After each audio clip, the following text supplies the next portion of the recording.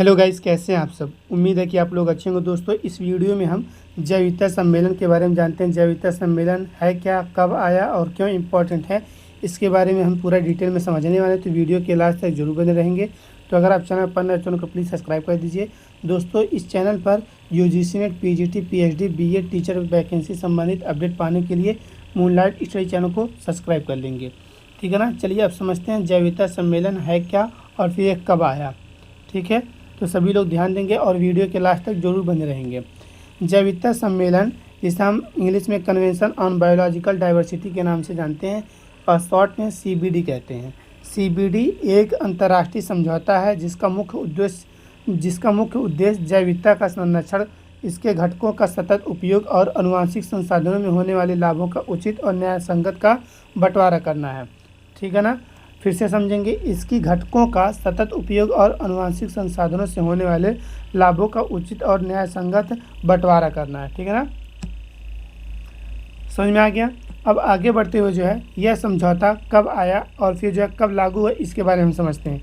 यह समझौता 1992 में रियो डी जेनेरो में आयोजित पर्यावरण और विकास पर संयुक्त राष्ट्र सम्मेलन में अपनाया गया था। 1992 में अपनाया गया था रियो डी जेनेरो में। रियो डी जेनेरो कहाँ पर है? एक शहर है, ब्राज़ील में है। रियो सम्मेलन भी कहते हैं। ठीक है ना। और फिर ये जो है 29 दिसंबर 1993 को लागू हुआ था।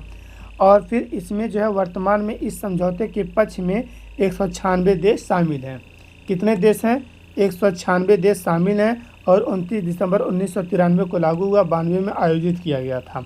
ठीक है, आपको समझ में आ गया कन्वेंशन ऑन बायोलॉजिकल डाइवर्सिटी है क्या। ठीक है ना, कब आया और कब ये लागू हुआ और कितने पक्ष इसके हैं, कितने कंट्री। ठीक है ना, हमने समझ लिया। अब आगे बढ़ते हैं, यहाँ से इसके मुख्य उद्देश्य को समझते हैं। मुख्य उद्देश्य क्या है, चलिए अब देखते हैं। मुख्य उद्देश्य को नोट कर लेंगे यहाँ पर। मुख्य उद्देश्य जैव विविधता का संरक्षण करना, जैव विविधता का संरक्षण करना, और इसको डिटेल में समझते हैं। यह विभिन्न प्रकार के जीवन, पारिस्थितिकी तंत्र और आनुवंशिक संसाधनों का संरक्षण सुनिश्चित करता है। ठीक है ना। अब हम जो है सतत उपयोग के बारे में समझ लेते हैं। सतत उपयोग, यह जैव विविधता के घटकों का ऐसा उपयोग सुनिश्चित करता है जो पारिस्थितिकी तंत्र के लिए हानिकारक ना हो। सस्टेनेबल डेवलपमेंट आप पढ़े हैं, आपको पढ़ाया गया सस्टेनेबल डेवलपमेंट। ठीक है ना। ऐसा विकास करना कि आने वाली जनरेशन रॉ मटेरियल और भी चीज़ों का इस्तेमाल कर सके, यानी हम अपना ऐसा विकास करें कि आने वाली जनरेशन को जो है ध्यान में रखकर। चलिए अब आगे बढ़ते हैं। लाभों का न्यायसंगत बंटवारा हम समझ लेते हैं। इसके बाद महत्व को समझेंगे, इसको नोट कर लेंगे। ठीक है ना। यह आनुवंशिक संसाधनों के उपयोग से होने वाले लाभों को उचित और न्यायसंगत तरीके से वितरित करने का प्रावधान करता है। ठीक है, आपको बता दें यूजीसी की तैयारी अब मूनलाइट स्टडी चैनल पर फ्री में कराया जा रहा है, तो सभी लोग चैनल से जुड़े रहेंगे। और इस चैनल पर UGC NET, PGT, PhD, BEd और टीचर वैकेंसी से संबंधित अपडेट दिया जाता है। तो चैनल को एक बार सब्सक्राइब और शेयर कर देंगे। ठीक है ना। चलिए अब इसके महत्व को हम समझते हैं। महत्व क्या है और इतना जो है क्यों है। ठीक है। महत्व, जैव विविधता पृथ्वी पर जीवन के लिए आवश्यक है। जैव विविधता पृथ्वी पर जीवन के लिए आवश्यक है और यह हमारे लिए भोजन, पानी, दवा और अन्य आवश्यक चीज़ें प्रदान करती है। यह जलवायु परिवर्तन से निपटने में भी महत्वपूर्ण भूमिका निभाती है। जैव विविधता को बनाए रखना मानव अस्तित्व और कल्याण के लिए महत्वपूर्ण है। आप समझ लिए ना जैव विविधता किसे कहते हैं। तो सबसे पहले हमको क्या करना होगा, पेड़ों को बचाना होगा। ठीक है ना। वृक्ष बचे रहेंगे तो जैव विविधता कंट्रोल रहेगा और फिर जो है मानव अस्तित्व और कल्याण के लिए ये जो है बहुत ही उपयोगी रहेगा। ठीक है ना। अब इसकी अन्य जानकारी है, इसको भी हम देख लेते हैं। अन्य जानकारी क्या कह रहा है। जैव विविधता पर कन्वेंशन के लिए पक्षकारों का सम्मेलन, जिसे COP कहते हैं, कॉन्फ्रेंस ऑफ पार्टी, हर 2 साल में आयोजित किया जाता है। ठीक है ना। कॉन्फ्रेंस ऑफ पार्टी हर 2 साल में आयोजित किया जाता है। 2022 में मॉन्ट्रियल कनाडा में आयोजित COP15 में कुनमिंग मॉन्ट्रियल वैश्विक जैव विविधता का रूपरेखा को अपनाया गया था। यह रूपरेखा 2030 तक जैव विविधता के नुकसान को रोकने के लिए एक व्यापक योजना प्रदान करती है। अब हम देखते हैं कौन सा COP चल रहा है और कौन सा COP होने वाला है। ये एग्ज़ाम में हमारे लिए इम्पॉर्टेंट है, इससे एग्ज़ाम बनेगा, एग्ज़ाम में क्वेश्चन बनेगा। ठीक है ना। यहाँ पर आप ध्यान देंगे, इसको हाईलाइट कर दिया गया है। ठीक है ना। चलिए देखते हैं भारत 18 फरवरी 1994 को जैव विविधता कन्वेंशन पर एक पक्ष बना था। अब ये 2 लाइन बहुत ही इंपॉर्टेंट है आपके लिए, इसको आप लोग स्क्रीनशॉट ले लेंगे। कोप 29 नवंबर 2024 में बाकू अजरबैजान में आयोजित किया गया था। कोप 29 पूछेगा आपसे, ठीक है ना। कोप 29 कहाँ पर हुआ है, ठीक है ना, और इसका थीम क्या है ये भी पूछ सकता है। तो कुछ क्वेश्चन कुछ जो है कॉन्सेप्ट छूट जा रहा है वो क्वेश्चन के थ्रू आपको जो है समझा दिया जा रहा है अभी। चलिए अब जो है कोप 30 को हम समझते हैं कहाँ पर होने वाला है, ठीक है ना। कोप 30 जिसे कहते हैं ब्राज़ील के ब्लेम में होगा। कहाँ पर होगा, ब्राज़ील में होगा, ब्लेम में होगा। कहाँ पर है ये, ब्राज़ील में है। और कब से कब होगा, तो 10 नवंबर से लेकर के 21 नवंबर के बीच में होगा, ठीक है ना। 10 नवंबर से 21 नवंबर 2025 के बीच ब्लेम में, ब्राज़ील में होगा। इसको आप लोग हाईलाइट कर लेंगे और इसका स्क्रीनशॉट ले लेंगे। चलिए अब इम्पोर्टेंट क्वेश्चन कुछ लेकर के आए हैं तो इसको ध्यान में रखेंगे सभी लोग, और ये सभी क्वेश्चन आपके एग्ज़ाम में पूछे गए हैं तो जो है ध्यान देंगे। क्वेश्चन नंबर फर्स्ट आप सभी के सामने है। क्वेश्चन क्या कह रहा है इसको देखेंगे। जैव विविधता अभिसमय पर किसके दौरान हस्ताक्षर किया गया था। Montreal protocol 1987, earth summit Rio de Janeiro 1992, Kyoto protocol 1997, human environment conference Stockholm 1972, ठीक है ना। अभी आपको बताए हैं रियो डी जेनेरो शहर में हुआ था, तो रियो डी जेनेरो शहर यहाँ पर है ना, और यहाँ पर क्या दिया हुआ, इसके आगे अर्थ समिट दिया हुआ है। तो अर्थ समिट चल रहा था रियो डी जेनेरो में। कब चल रहा था, 1992 में। तो हमारा जो ऑप्शन सही होगा बी वाला ऑप्शन हमारा करेक्ट होगा। समझ में आ गया ना। और ये कब लागू हुआ था, जैव विविधता सम्मेलन 1993 में लागू हुआ था, ठीक है। चलिए अब आगे बढ़ते हैं, ठीक है। क्वेश्चन नंबर 2 क्या कह रहा है, सभी क्वेश्चन पूछे गए यहाँ पर आप देख सकते हैं। क्वेश्चन क्या कह रहा है, जैव विविधता अभिसमय CBD के मुख्य उद्देश्य हैं। कॉन्फ्रेंस से जैव विविधता अभिसमय बताएंगे सभी लोग। कन्वेंशन ऑन बायोलॉजिकल डाइवर्सिटी इसे कहते हैं। इसको पढ़ते हैं। ए, जल संसाधन का संरक्षण, बी, जैव विविधता का संरक्षण, सी, झूम कृषि का संवर्धन, डी, जीव विज्ञानी घटकों के संधाड़ी उपयोग, ई, अनुवांशिकी संसाधनों से उत्पन्न लाभों का समुचित और समान वितरण, ठीक है। चलिए बताएंगे अब इसमें से कौन सा ऑप्शन आपका करेक्ट होगा। आपको बता दें जल संसाधनों का संरक्षण इसमें नहीं कहा गया, तो ये जो है इनकरेक्ट हो जाएगा। तो अब जिसमें ए है उसको इनकरेक्ट कर लेंगे।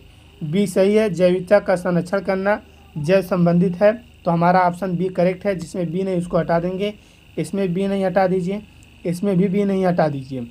उसके बाद कह रहा झूम कृषि का संवर्धन, ये इनकरेक्ट है, ठीक है ना। अब जिसमें सी है उसको हटा देंगे, सी इसमें हटा देंगे। तो आपका जो ऑप्शन बचा हुआ बी, डी, ई मिलकर के ऑप्शन डी बचा हुआ, ये ऑप्शन आपका करेक्ट हो जाएगा, बी, डी, ई। तो सभी लोग ऑप्शन डी को करेक्ट कर लेंगे। समझ में आ गया ना सभी को। चलिए अब आगे बढ़ते हुए आप इसको देख सकते हैं, ठीक है ना। चलिए क्वेश्चन नंबर 3 आप सभी के सामने है। अब ये क्वेश्चन क्या कह रहा है देखेंगे सभी लोग। Major factor for loss of biodiversity are, जैव विविधता के क्षरण हेतु मुख्य कारक हैं। बताएंगे change in land and sea use, भू उपयोग और सागर उपयोग में परिवर्तन, ई। उसके बाद बी देखेंगे acid rain, C direct exploitation of organism, जीवों का प्रत्यक्ष दोहन, उसके बाद climate change, ozone depletion, ozone क्षरण। सभी लोग बताएंगे ओजोन क्षरण की बात इसमें जो है कही गई है। सभी लोग बताएंगे जलवायु परिवर्तन की बात की गई है, बताएंगे सभी लोग। इसमें से कौन सा ऑप्शन आपका करेक्ट होगा।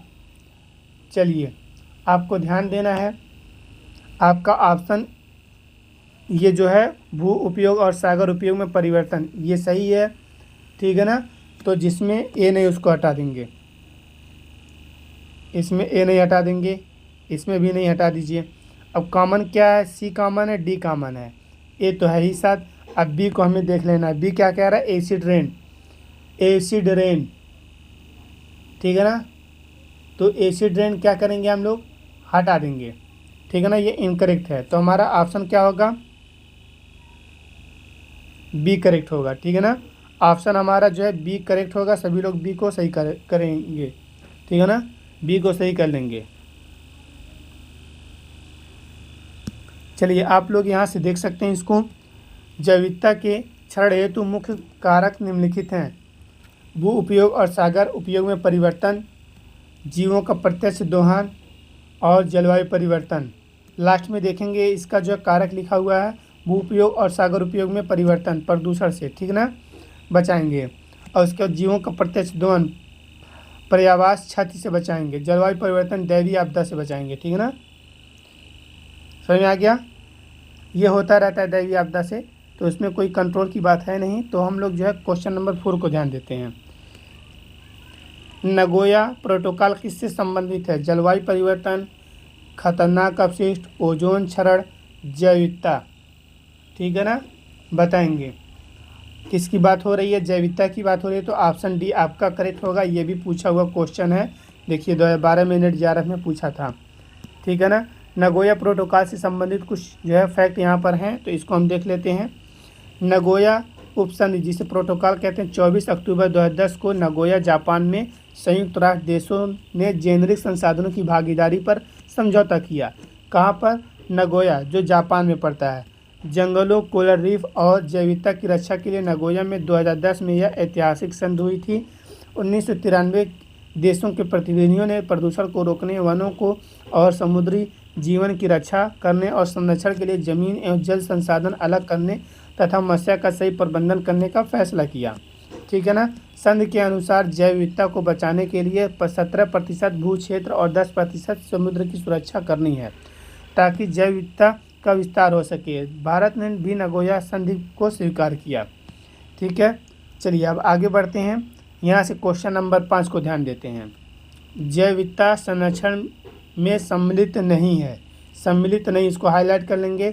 जेनेटिक डाइवर्सिटी, क्लोनिंग विविधता, उसका स्पीसीज विविधता, उसका इकोसिस्टम डाइवर्सिटी, ठीक है ना। क्वेश्चन नंबर 5 सभी लोग बताएंगे।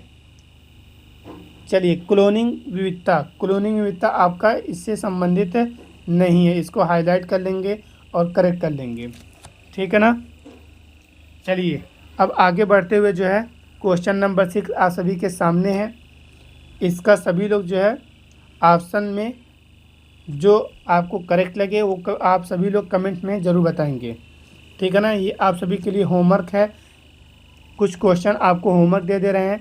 6 से लिख करके ABCD जो आपका करेक्ट होगा आप जवाब देंगे, ठीक है ना। चलिए क्वेश्चन क्या कह रहा है? निम्नलिखित में से कौन से सतत विकास का लक्ष्य नहीं है?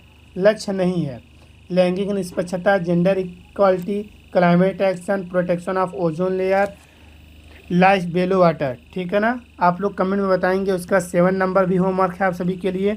7 नंबर क्या कह रहा है? भारत में प्रयोग की जाने वाली कुल प्राथमिक ऊर्जा का कौन सा हिस्सा जैव संहति बायोमास से उत्पन्न होता है? 22, 32, 42, 56%, सभी लोग बताएंगे, ठीक है। आपको यहाँ पर ध्यान देना है,